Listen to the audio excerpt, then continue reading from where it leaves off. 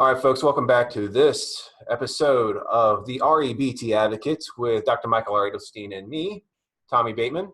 Today we had a listener comment that I replied to saying, stay tuned. There's a lot of things to tear apart in this one. We really like to get into it. So I thank you, CalLadyQED, I think it is, for the comment. It was critical and we appreciate that. So what we're going to do today is read it out loud and respond to it. There's a lot to get into, and I don't know if we're going to get to all the points made today, but maybe we can put us in the right direction and maybe even address her concerns. I'm assuming her, since this is lady in there. So Michael, why don't we get started? Yeah, thanks, Tommy, and thanks, CalLadyQED, for your interesting email. And I think there's a lot in there. We can address it line by line. Okay. So the first line where she gives us some feedback is, but I still have some issues with this philosophy. I dislike the semantic stringency. Awful has never meant the end of the world. Please stop claiming it does. Okay. So, would you like to take that, Tommy? Yes. Well, what she's referring to is a thing we call semantic accuracy or semantic precision. So we like to have our thinking and our and try as a part of practicing changing the way we speak into a more accurate way of speaking. So instead of saying this has to happen or I need this to happen, we can change that to I would prefer this to happen. I would really like this to happen. That's more accurate because the need and the has to and the demand is patently false. Now, what she's addressing is, awful has never meant world ending. My response to that is, sure, there's a lot of folks that say when I say awful, what I really mean is I don't like it, or it's something that's egregious to me. I disapprove of it. Yeah, that's what they typically mean. So how do we measure the difference between the person that's freaking out thinking awful and the person that's fine saying awful? Obviously, they mean two different things. We addressed this actually during the discussion of Donald Trump's tweets. Like we don't know if what he's saying is what he means by what he's saying, unless we knew how he was reacting to it in the first place. So yes, we use semantic precision because it has a direct effect on how we feel. Right, very good. And just to add to that, Tommy, where she says awful has never meant the end of the world, actually there's some truth in that. As you said, if someone says it's awful, it's raining out, the issue is, are they upsetting themselves about it? If they're not, then it probably just means it's very bad, which is within the realm of reality. But if they are disturbed, they are thinking something like it's the end of the world, some fictional belief, something that can't exist, some absolute, and the end of the world can't exist for at least the next, 4 billion years or something like that. So then it's psychopathological awful, not realistic awful, and that's what we address with clients who are upset. Okay, the next sentence is, please stop claiming it does. It just shames people who are dealing with awful situations. And did you want to comment on that? Well, I mean, this whole, there may be a bigger issue here where we have to control our speech in order to help other people feel a certain way. But that has an underlying assumption that what I say is what causes you to feel a certain way. What I say never causes another person to feel a certain way. What I say is the activating event. It's the situation you're in, of which you have absolutely no control. But what you think about what I say is directly affects your emotional outcome. It's only going to shame a person if they think about it that way. Moreover, no, I think I'll just leave it right there, Michael. What do you have to say about that? Yeah, exactly. Just to elaborate on that, there is a popular expression these days about shaming someone. And just as you said, Tommy, you can't shame someone in the sense you make them feel ashamed, because shame is an emotion and our emotions come from our thinking. So anyone who feels ashamed because of their own thinking. No one made them feel ashamed. So the idea of shaming people really is a misunderstanding. And let me say this to add to this, before people accuse me of like disempowering people that are being shamed by others, I want to be clear that if you, if your feelings and your emotions and your feelings of shame are dependent on other people, you are the disempowered at that point. But the truth of the matter is you're not. I'm trying to empower you and let you know that what other people do cannot make you feel a certain way. You have that power to influence how you feel. So please take that. This is empowering you, not disenfranchising you. Right, very good. And if you're disempowered, or if you feel disempowered, you're doing that to yourself, as Tommy is saying.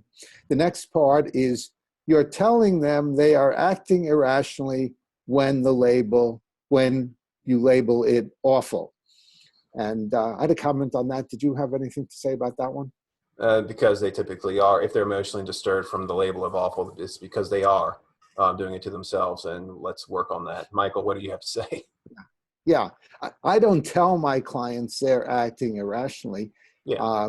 What I do is I ask them what their goal is, and then if they're acting in ways to sabotage their goals, then they see they're acting, you could call it irrationally, or more accurately, in a disturbed, unreasonable way. And then I don't tell them that their musts and shoulds and awfuls are irrational.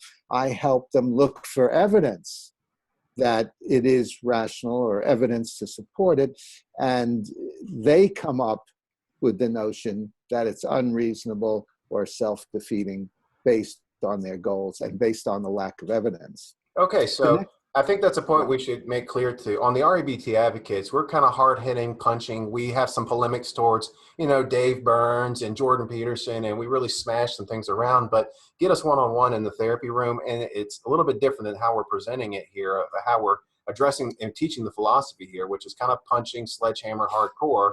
But in the room, we have different tactics and different styles. I guarantee you, Michael and I look very different in a therapy session than we do right now on this podcast or on this YouTube channel.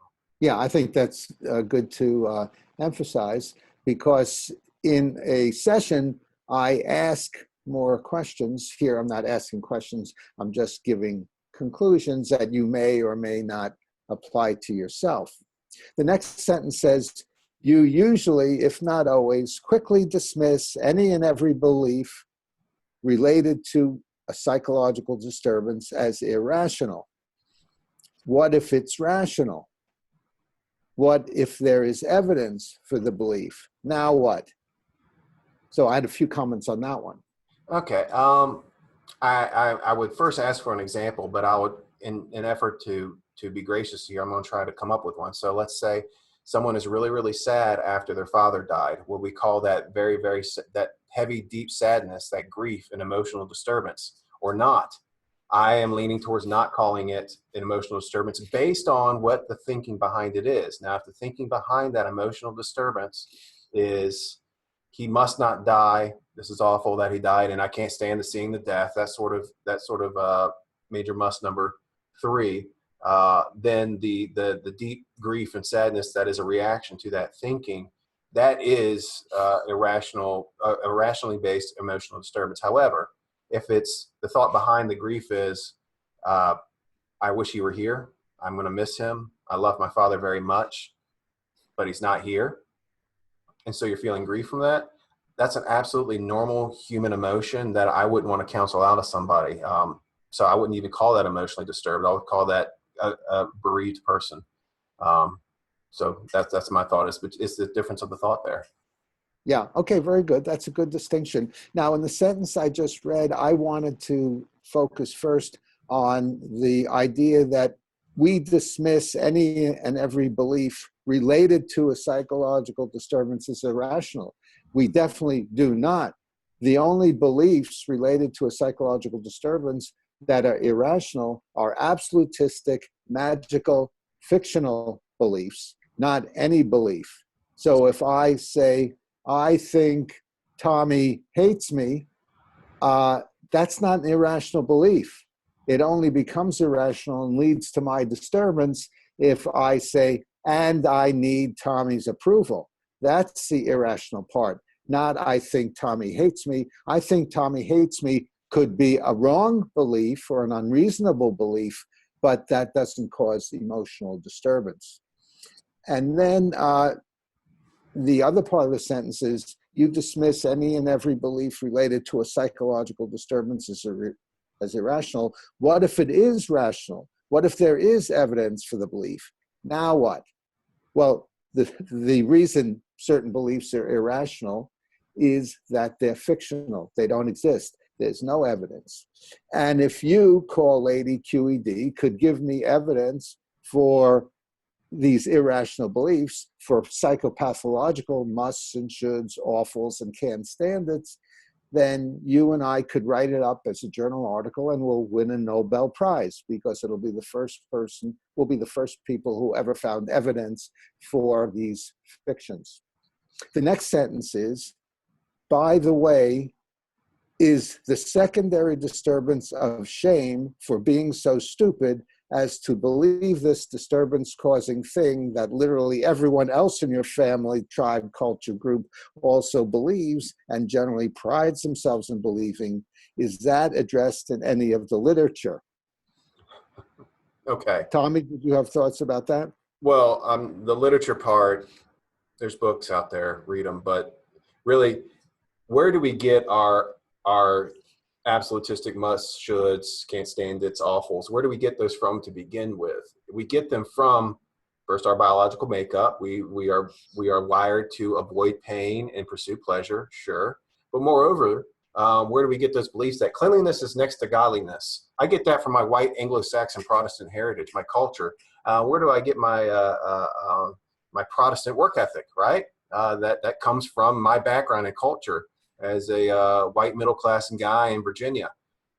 However, just because, these are things my culture is proud of, just because these are things that may even have some good results, does that necessarily make them true?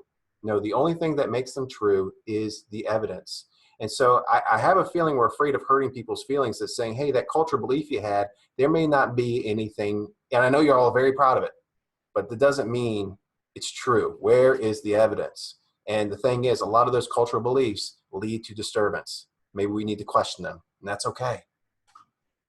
Okay, very good. And another aspect of that is where you say the secondary disturbance of shame for being so stupid. Now, if you're ashamed of acting stupidly, that's not a secondary disturbance. That's a primary disturbance. A secondary disturbance is a must about a must, or a disturbance about a disturbance.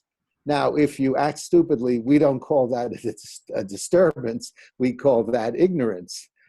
So that's not an emotional disturbance.